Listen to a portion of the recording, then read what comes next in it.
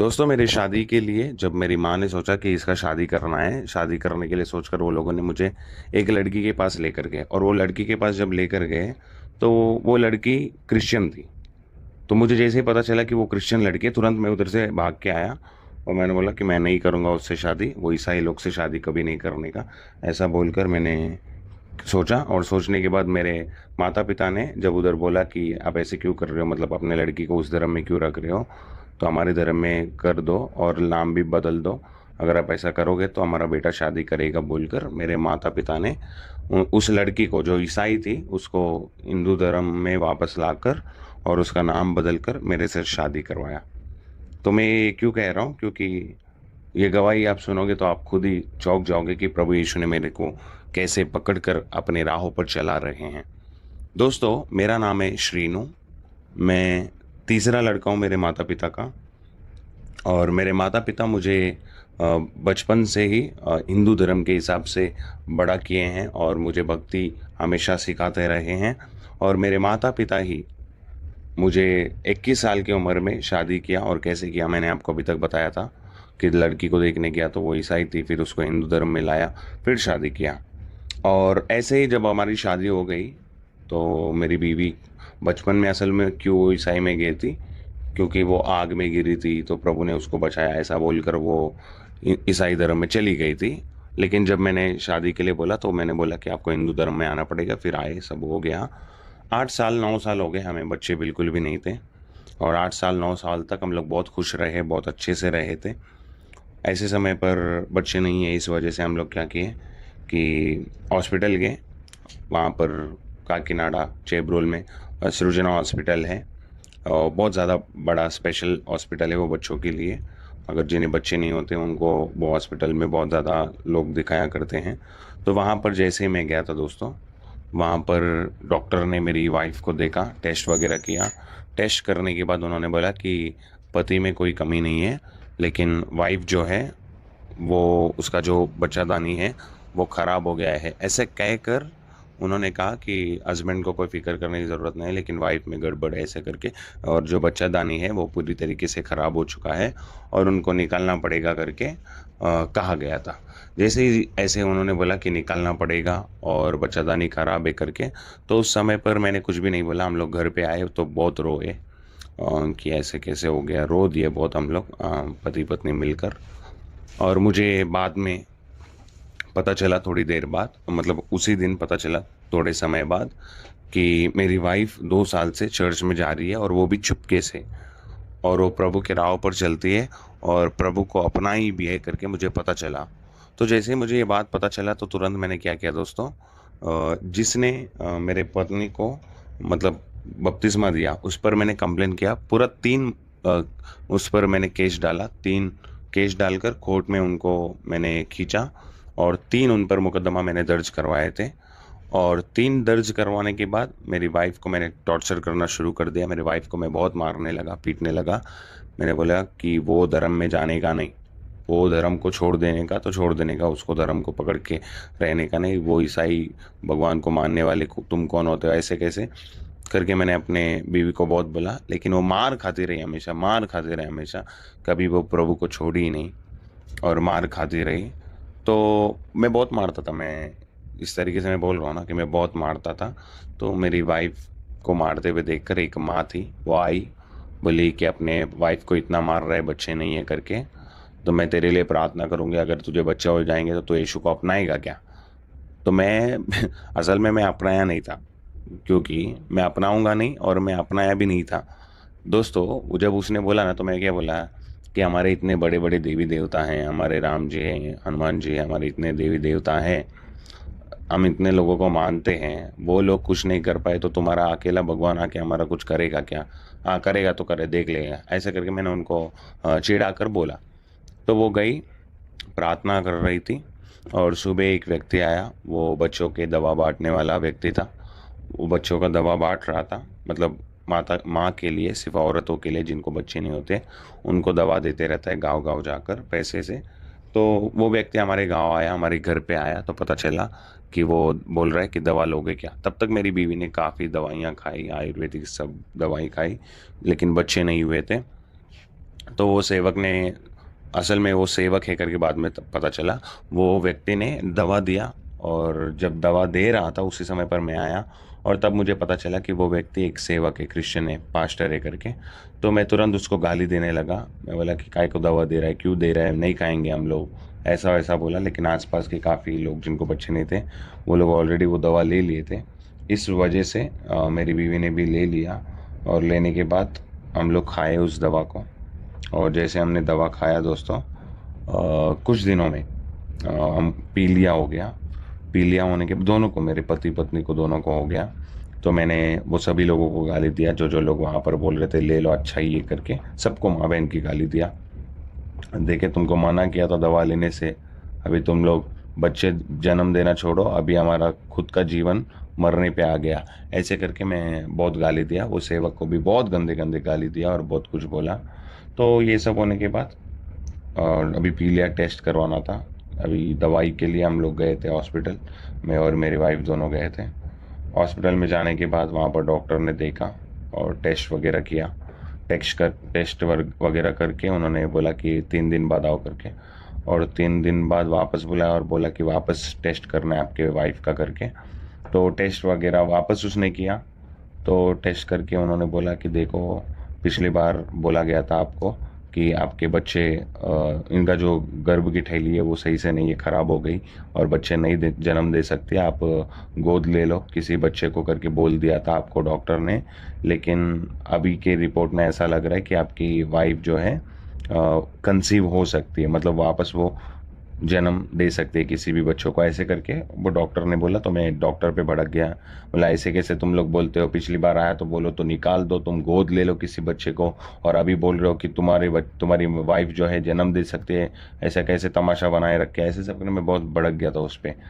तो उन्होंने बोला कि देखो, मुझे शक था पिछली बार जब आए थे तब रिपोर्ट में थोड़ा सा बदलाव आया, तो मैं बोला ऐसे कैसे बदलाव आया, और इसीलिए मैंने वापस आपको आज बुलाकर टेस्ट करवाया, और बिल्कुल भी अभी शक नहीं है, और सचमुच तुम्हारी वाइफ जन्म दे सकती है। अगर आपको निकालना है तो निकालो, नहीं निकालना है मत निकालो, ऐसे करके उन्होंने बोला। और उसके बाद घर पे आने के बाद मैं खुश बिल्कुल भी नहीं था, क्योंकि मैं बहुत ज़्यादा नफरत मेरे अंदर बढ़ गया था कि हमारे भगवान लोग जो नहीं कर पाए वो यीशु कर कहाँ से करने लग गया। ये औरत को ही मुझे साथ में नहीं रहना चाहिए, इसको छोड़ देना चाहिए या फिर इसको मार देना चाहिए करके मैं सोच रहा था। तो ऐसे समय पर मुझे एक लड़की पैदा हो गई। लड़की पैदा होने के बाद, उसके पैदा होने के बाद मैं, जब वो 1 डेढ़ साल की रही होगी, मुझे नफ़रत था, बहुत नफ़रत मेरी वाइफ से। मैं उसको मारता था, मैं अपने बच्चों को कदर नहीं, मैं अपने जो लड़की थी उसको भी मैंने कदर नहीं किया। मैं अपने वाइफ को बार बार मारते ही पीटते ही रहना मेरी एकदम आदत बन गई थी। तो ऐसे ही मैं कर रहा था। तो ऐसे समय पर मुझे याद आया कि मुझे क्या करना है, अभी इसको मार कर, जान से मार कर मुझे दूसरी शादी कर लेनी है, तब तक अच्छा नहीं रहेगा करके मैं सोच कर क्या किया दोस्तों, दूसरी शादी करने के लिए सोच लिया मन में। और मैं इसको अगर जान से मारूंगा तो मैं, पुलिस लोग आएंगे, मुझे अरेस्ट वगैरह करेंगे, जेल में डाल देंगे। इससे अच्छा मैं क्या करूँगा, मैं जाकर इसके ऊपर तांत्रिक विद्या जो होता है उसका प्रयोग करके इसको जान से मारूंगा करके मैं निर्णय लिया। और वैसा निर्णय लेकर मैंने उसको जान से मारने के लिए सोचकर, निर्णय लेकर एक तांत्रिक के पास गया जो पहाड़ों में रहता है, जानकारी ले लेकर। और पहाड़ों में गया। पहाड़ों में जाकर वो तांत्रिक व्यक्ति थे, वहाँ पर उनको बोला कि देखो तांत्रिक जी, फलाना व्यक्ति है, मतलब मेरी वाइफ ही है, उसको जान से मारना ही है। तो वो बोले कि क्यों मार रहा है ऐसा। तो मैंने बोला कि ऐसी ऐसी बात है। तो उन्होंने बोला कि नहीं मत मारो, वो तू बोल भी रहा है कि वो एक लड़की की माँ है, तो मत मारो, लड़की अनाथ हो जाएगी, ऐसे ऐसे। मैंने झूठे झूठे आरोप डाल दिए उस पर कि वो खाना नहीं देती, ये नहीं करती, वो नहीं करती है। उल्टा मैं उनको पैसा नहीं देता था काम करके, उसको पैसा नहीं देता था वो ज़िंदगी में कुछ बना कर खा सके, ऐसा कभी भी मैंने उनको पैसा नहीं दिया था। तो उल्टा मैं ही उनको बुरे बुरे बातें, आरोप झूठे झूठे लगा कर तांत्रिक को बताया, भड़काया उसको। तो उसने बोला कि ठीक है, आप जाओ, उनके एक बाल लेकर आओ, और उनके जो पैरों के नीचे जो मट्टी रही होगी उस मट्टी को लेकर आओ। तो लेकर आने के लिए जब बोला तो मैं घर गया। घर पर जाने के बाद उनके एक बाल को मैंने लिया, और वो जिस मट्टी से मतलब जहाँ पर भी कदम रखते वो मट्टी को देखा, और जाकर उस मट्टी को ले लिया, थैली में डालकर वो मैं अपने तांत्रिक के पास लेकर आया। और उसको दिया। तो उन्होंने मेरे सामने ही एक इमली की पेड़ थी, उस इमली के पेड़ के नीचे उन्होंने जो करना था अपने हिसाब से जादू टोना वगैरह किया। और करने के बाद उन्होंने बोला कि अभी जाओ, अभी जाओगे आज रात में आपको फ़र्क देखने मिलेगा करके। तो वो गई, मतलब मैं वहाँ से चला गया और मैं अपने वाइफ के पास था, बेड पर हम लोग सोए हुए थे। और सोए हुए समय पर अचानक से मेरी वाइफ रात में आधी रात में जाग गई और जाग कर अचानक से कहने लगे, तू मुझे कुछ नहीं कर सकता, मैं अपने बेटी को संभाल सकते हो, मेरा खुदा मेरी बेटी को संभाल सकता है, ऐसा करके मेरी वाइफ अपने मुंह से कहने लगी। तो जैसे ही मेरी वाइफ ने ये बात कहा तो मैं डर गया, क्योंकि मैं सोचा कि शायद वो जादू टोना का गलत प्रभाव पड़ गया, वो शैतान लोग इस पर आकर मुझे कह रहे होंगे। ऐसा मैं डर गया, कहीं ये लोग मुझे मार देंगे करके मैं तुरंत तांत्रिक के पास भाग कर गया। तो तांत्रिक के पास भाग कर गया तो वो तांत्रिक कहने लगा कि शायद उसको पता चल गया होगा कि हम लोग जादू टोना कर रहे हैं, तो टेंशन मत ले, मैं कुछ और करता हूँ, ऐसा करके उन्होंने बोला। तो मैं बहुत घबराहट में आ गया। तब तक मैं उसको मारने लगा, क्योंकि सुबह हो गई तो उसको याद नहीं था वो क्या हुआ था रात में। मैं उसको मारने लगा, पीटने लगा, और तो यीशु मसीह को छोड़ दे, नहीं तो सही नहीं रहेगा, ऐसा वैसा। तब तक हम लोग पुलिस स्टेशन गए थे। पुलिस स्टेशन में एक बार गए तो पुलिस वालों ने बोला कि क्या मैटर है, तो मैंने सब मैटर समझा कि देखो सर, ये मैं हिंदू धर्म से हूँ, वो हिंदू धर्म से नहीं है, उसको बोल रहा हूँ कि उस धर्म को छोड़कर हमारे धर्म में रहे, तब मैं अच्छे से रहूँगा। तो वो बोल रही है कि मैं नहीं रहूँगी ऐसे, मैं प्रभु को अपनाई हूँ, ऐसे वैसे बोल रही है। और जिसने बपतिस्मा दिया उस पर भी मैंने मुकदमा दर्ज कर दिया, लेकिन फिर भी ये नहीं सुधर रही है, ऐसे करके मैंने पुलिस वाले को बोला। तो पुलिस वाले ने मेरी वाइफ को समझाया कि देखो माँ, उसको आप छोड़ दो। किसको? मुझे नहीं, उस ईसाई धर्म को छोड़ दो। और तब जब आप उस धर्म को छोड़ दोगे तो तुम्हारे पति तुम्हारे साथ अच्छे से रहेगा, क्यों उस धर्म में अभी तक रह रहे हो, अगर तुम्हें शांति नहीं है तो कर, ऐसा करके मेरी वाइफ को पुलिस वालों ने समझाया। तो मेरी वाइफ ने बोला कि नहीं सर, ऐसा मत बोलो, ऐसा मत करिए करके। तो ऐसा बोलने के बाद मतलब मेरी वाइफ अड़ी रही हमेशा। वो मतलब क्या सोचती थी कि इसको हमेशा यीशु मसीह से दिक्कत है, मेरे से अगर दिक्कत है तो भी चलता, लेकिन अगर यीशु मसीह से दिक्कत है तो मैं क्या करूँगी, ऐसे करके मैं सोच रहा था। मैं सबको गाली दी थी, मैं सेवक लोग को, सबको, इधर उधर क्या नहीं किया, मैं सब गलत काम करते रहा, उसको टॉर्चर करता रहा और उसको हमेशा तकलीफ़ देता रहा। यही मैं आदत बन गई ना, मैंने जैसे आपको बताया था, तो यही एकदम आदत बन गई और उसको तकलीफ़ दिया। और एक रात में जब मैं यही सब सोच रहा था कि ऐसे कैसे अभी इसको छोड़ देना पड़ेगा, तो मैंने उसको बहुत मारा पीटा। तो वापस से पुलिस कंप्लेन वगैरह हुआ, और पुलिस कंप्लेन वगैरह होने के बाद वहाँ पर से पुलिस वालों ने बोला कि अभी देखो, आपको समझाया नहीं जाएगा, वो ईसाई धर्म को छोड़ने के लिए नहीं तैयार है और ये पैसा कमा के लाकर देने के लिए नहीं तैयार है, तो भूखा ही मर जाएंगी, इससे अच्छा इसको डिवोर्स दे दो, डिवोर्स दे के दोनों लोग अलग हो जाओ करके वो पुलिस वालों ने बोला। तो हम लोग दोनों लोग म्यूचुअली सोच लिए, हम लोग दोनों व्यक्तिगत रूप में सोच लिए म्यूचुअली कि हमें दोनों को तलाक दे देना है और दोनों को अलग रहना है। ऐसा सोचकर हमने डिवोर्स पेपर्स पे दोनों लोगों ने साइन किया और दोनों लोगों ने तलाक लेकर दूर रहना भी शुरू कर दिया। और मैं सोच रहा था कि अब मैं तो आज़ाद हो गया और अब मैं टेंशन नहीं है मुझे, ईसाई धर्म का से छुटकारा मिल गया करके, ऐसे करके मैं सोच रहा था। ऐसे मेरी ज़िंदगी में एक दोस्त था मेरा, जो 20 साल से मेरा दोस्त था, और वो बीच में ही प्रभु को अपना कर वो प्रभु के राहों पर चल रहा है। और उसी के जन्मदिन पर, मतलब उसी के बेटे के जन्मदिन पर उसने मुझे बोला कि श्रीनु, मेरे बेटे का जन्मदिन है तो आना बर्थडे में, ऐसे करके उन्होंने मुझे बोला। तो मैंने बोला टेंशन नहीं है, आऊँगा, मैं क्यों नहीं आऊँगा, बर्थडे है अपने बेटे का ही ना, तो आऊँगा करके मैंने बोला। तो मैं वहाँ पर गया, मैं बहुत अच्छे से गीत वगैरह गाया करता था, और मैं गीत काफ़ी गाने की वजह से मेरे दोस्त ने मुझे बोला कि श्रेणु तू गाना करके। मैंने बोला कि देख भाई, मैं अपने देवी देवताओं के गाना गाऊँ, चलेगा? तो बोला कि नहीं नहीं नहीं, तो वो यीशु मसीह का गा, अगर तू गा सकता है तो। तब तक मैं फ़िल्म के गाने बहुत गाता था और अपने देवी देवताओं के बहुत गीत गाता था। तो उसने बोला कि नहीं। मैंने बोला कि तब नहीं गाऊंगा मैं। तब तक उसने एक गाना मुझे सुनाया, जो एसपी बालासुब्रमण्यम करके एक बहुत ही फेमस तेलुगु सिंगर है, तेलुगु या तमिल बोल सकते हैं। वो बहुत बड़े सिंगर हैं, 40,000 से भी ज़्यादा गाना उन्होंने लिखा है। वो व्यक्ति ने बोला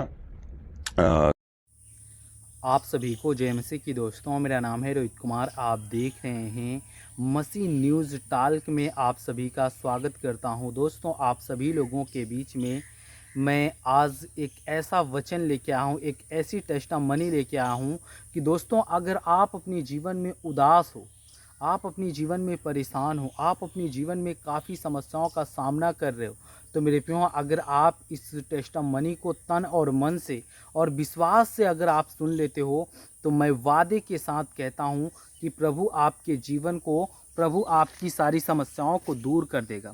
प्रभु आपकी सारी समस्याओं को दूर करके प्रभु आपको बचाएगा। वो परमेश्वर आपको सामर्थ्य देगा। वो परमेश्वर आपके जीवन के सारी दुख और तकलीफ़ों को दूर करेगा। तो दोस्तों, मैं आप सभी लोगों के बीच में लेके आया हूँ टेस्टामनी। टेस्टामनी एक आपके जीवन के लिए बहुत ही महत्वपूर्ण है। वो आपको बहुत ही आपके जीवन को बदल सकती है, आपके जीवन की सारी समस्याओं को दूर कर सकती है, आपके जीवन में आने वाली जो समस्याएं हैं उन सब समस्याओं को हल कर सकती है।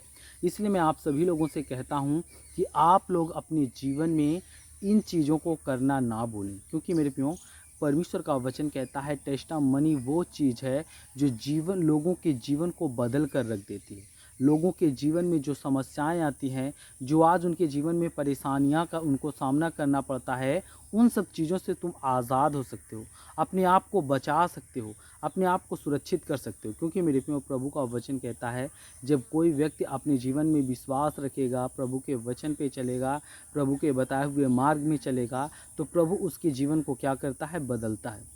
प्रभु उसके जीवन में चाहे जितनी समस्याएं आ जाएं, चाहे जितनी प्रॉब्लमें आ जाएं, चाहे जितनी मुसीबतें आ जाएं, प्रभु आपको क्या करेगा, आज़ाद करेगा। प्रभु आपको सुरक्षित रखेगा। प्रभु आपको बचाएगा। प्रभु आपके आने वाली समस्याओं को, आने वाली पीढ़ियों को मजबूत रखेगा, आने वाली समस्याओं से आपको दूर रखेगा। इसलिए मेरे प्रियो, परमेश्वर कहता है कि विश्वास एक ऐसा चीज़ है जो इंसान को पल भर में उसके जीवन को बदल सकता है। विश्वास अगर आपके अंदर है, अगर आप विश्वास करते हो, प्रभु के वचन के तहत चलते हो, प्रभु के बताए हुए मार्ग में चलते हो, तो प्रभु आपको क्या करेगा, प्रभु आपको बहुत सारी समस्याओं से बचाएगा। प्रभु आपकी सारी समस्याओं को, दुख को, सारी चीज़ों को हल कर देगा। इसलिए विश्वास रखो और तन मन से प्रभु के वचन को पढ़ो, प्रभु के बताए हुए मार्ग में चलो। प्रभु आपको बहुत सारी समस्याओं से आज़ाद करेगा। प्रभु आपके जीवन की हर एक दुख और मुसीबतों को दूर करेगा। तो जितने मेरे मसीह भाई बहन हैं, मैं आप सभी लोगों से कहना चाहता हूँ कि अगर ये वीडियो आपको अच्छी लगे तो प्लीज़ दोस्तों, इस वीडियो को आप ज़्यादा से ज़्यादा लोगों तक शेयर करें, ज़्यादा से ज़्यादा लोगों तक फैलाएं, ताकि उन लोगों के जीवन में भी जो समस्याओं से जूझ रहे हैं, जो समस्याओं से आज़ाद होना चाहते हैं लेकिन नहीं आज़ाद हो पा रहे हैं, तो अगर इस प्रार्थना को आप अपने दोस्तों तक या अपने परिवार के तक या किसी व्यक्ति तक अगर आप शेयर करते हो, तो उस व्यक्ति के जीवन में बदलाव आएगा 100%। बस आप विश्वास रखो, बस आप प्रभु के वचन पे चलो, प्रभु के बताए हुए मार्ग में चलो। तो जितने मेरे मसीह भाई बहन हैं, आप सभी को जय मसीह की दोस्तों। God bless you all of you. आमीन। नेक्स्ट वीडियो मिलता हूँ दोस्तों।